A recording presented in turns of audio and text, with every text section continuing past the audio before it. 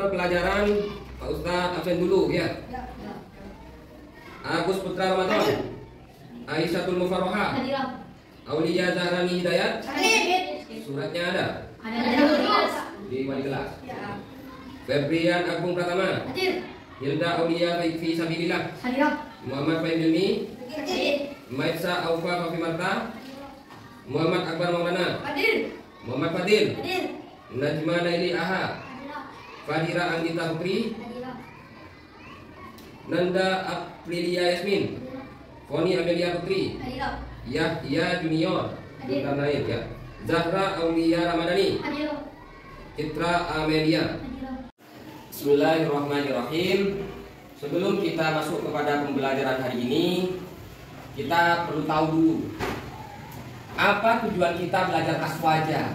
Jadi Pak Ustadz akan jelaskan bahwa tujuan yang utama maupun manfaatnya agar akidah kita itu bisa dibentengi, untuk membentengi akidah kita daripada paham-paham yang di luar Ahlus Sunnah wal Jamaah, yang otomatis menyimpang, yang tidak sama, tidak sejalan dengan pokok ajaran syariat Islam. Untuk bab 1 sendiri, mari kita belajar bersama-sama untuk tetap semangat dalam belajar. Karena di bab 1 ini kita akan belajar yang pertama adalah pengertian Ahlus Sunnah wal Jamaah, baik bahasa maupun istilah. Yang kedua, kita akan belajar sejarah kelahiran, kenapa sampai ada Ahlus Sunnah wal Jamaah.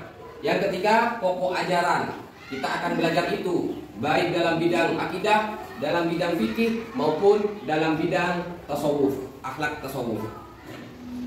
Yang pertama, pengertian Ahlus Sunnah wal Jamaah. Ya, ada secara bahasa, ada secara istilah. Secara bahasa berarti ada 3 kata. Yang pertama ahlun, yang kedua as-sunnah, yang ketiga al-jamaah. Arti ahlun keluarga, golongan atau pengikut.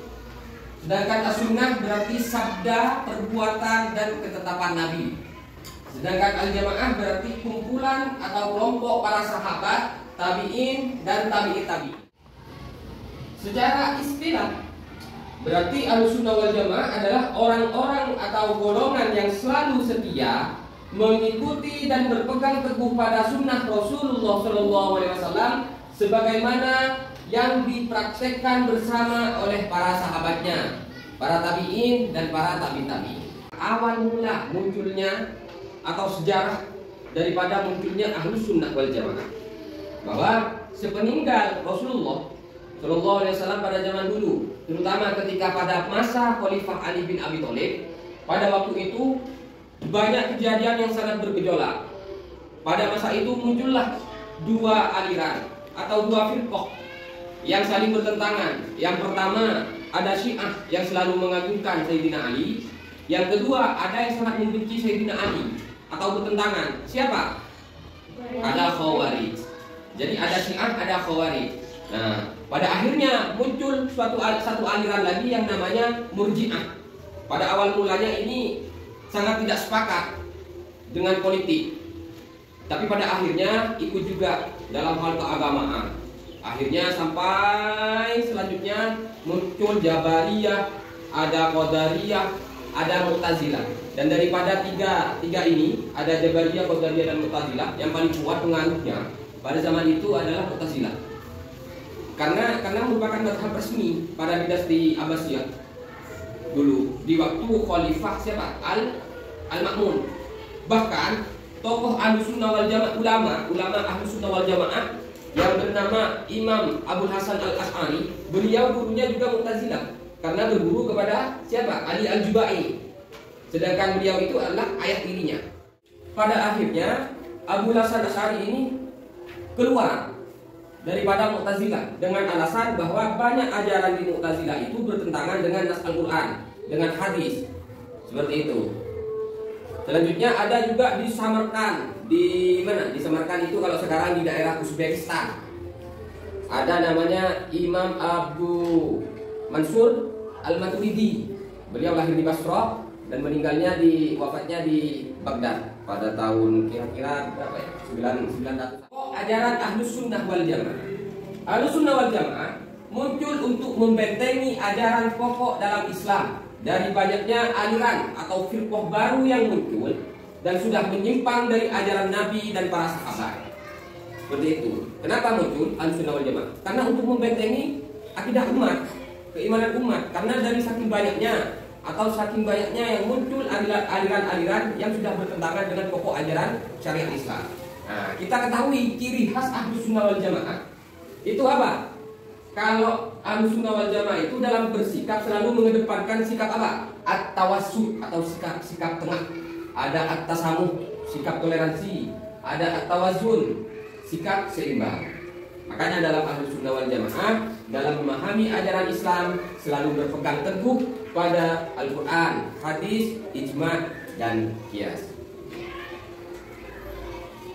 Untuk bidang akidah, dalam pokok Ahlussunnah wal Jamaah itu ada bidang tasawuf juga. Dalam pokok Ahlussunnah wal Jamaah ada juga bidang fikih. Kita ketahui dalam bidang akidah, madhab kita dalam akidah ada dua. Yang pertama Imam Abu Hasan Asy'ari yang sudah saya jelaskan tadi. Ada Abu Mansur Al-Maturidi. Sedangkan pokok ajarannya seperti ketuhanan, malaikat, kitab suci, rasul, hari kiamat, qada dan qadar. Jadi kayak ketuhanan, kita belajar sifat wajib bagi Allah, sifat mustahil bagi Allah, ada sifat jaiz. Siapa yang bisa sifat wajib bagi Allah? Oh, coba. Inam bako Qalabatul hawadisi Qiyamu binafsihi Wadaniyat kudrat iradat ilmu hayat Sama basar kalam Qadiran muridan Aliman hayyan sami'an Basiran mutakalliman. Kayak yang kurang semangat. Siapa kita? MKRI Harga mati MI Raja Satu Selalu di hatimu. Selanjutnya dalam bidang fikih, tentunya kita dalam melakukan apapun itu pasti berdasarkan pada apa?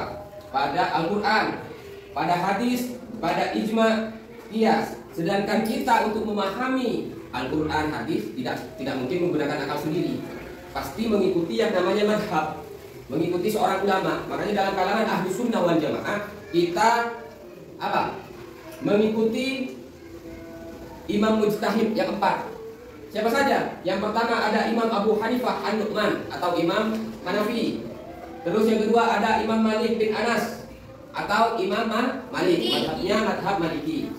Imam Muhammad Idris As-Syafi'i atau Imam Syafi'i. Yang terakhir ada Imam Ahmad bin Hanbal atau madhab Hambali. Karena kita hidupnya di Indonesia, berarti kita siapa? Madhab Syafi'i. Baik, puasanya kita, toharohnya kita, sholatnya kita, semuanya beda sama di luar negeri. Ada yang Hanafi, ada yang Syafi'i, ada yang Maliki. Selanjutnya dalam bidang tasawuf, dalam bidang akhlak tasawuf, Ahlussunnah wal Jamaah itu mengikuti siapa? Imam Al-Ghazali sama Imam Junaid Al-Baghdadi. Dua ulama ini yang sudah masyhur atau muktabar, yang sudah diakui kebenarannya. Jadi jangan mengikuti yang lain, apalagi aliran-aliran yang bertentangan dengan Ahlussunnah wal Jamaah. Terutama dalam mengartikan Al-Quran, kita harus berpedoman kepada ulama-ulama salafus saleh, mengikuti para sahabat. Seperti itu.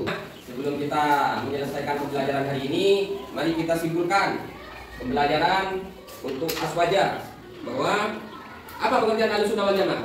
Ahlussunnah wal Jamaah adalah orang-orang yang selalu setia mengikuti dan berpegang teguh kepada sunnah Rasulullah SAW, sebagaimana dalam prakteknya mengikuti para sahabat. Yang kedua, Ahlussunnah wal Jamaah itu merupakan as-sawadul a'dham. Apa as-sawadul a'dham? Golongan umat Islam terbesar itu. Terus menurut Ahlussunnah wal Jamaah juga dasar hukum Islam itu yang pertama adalah Al-Qur'an, yang kedua adalah hadis, yang ketiga adalah ijma, yang keempat adalah qiyas. Dalam bidang akidah kita mengikuti imam siapa? Imam Abul Hasan Asy'ari sama Imam Abu Mansur Al-Maturidi. Dalam bidang fikih kita mengikuti salah satu yang 4 mazhab. Yang pertama Imam Abu Hanifah, Imam Maliki, Imam Syafi'i, Imam Hambali. Dalam akhlak tasawuf kita mengikuti imam siapa? Imam Junaid Al-Baghdadi dan Imam Ghazali. Tugas individu di rumah. Jadi dibuka semuanya bukunya. Oke, terima kasih. Kita sudah selesai belajar untuk hari ini. Untuk materi minggu depan kita akan belajar tentang posisi dan peran ulama dalam Jam'iyah Nahdlatul Ulama. Jadi terima kasih. Semoga kita mendapatkan ilmu yang barokah dan manfaat. Amin ya rabbal alamin. Akhirnya dari saya kurang lebihnya mohon maaf. Akhiran wassalamualaikum warahmatullahi wabarakatuh. Waalaikumsalam warahmatullahi wabarakatuh. Siap kepada Pak Ustadz memberi salam. Assalamualaikum warahmatullahi wabarakatuh. Waalaikumsalam warahmatullahi wabarakatuh. Berdoa mulai. Bismillahirrahmanirrahim. Allahumma inna stauda'na ma 'allamtana farduhu ilaina inda hadatina ilaihi wa la tunsihi ya rabbal alamin. Amin ya rabbal alamin.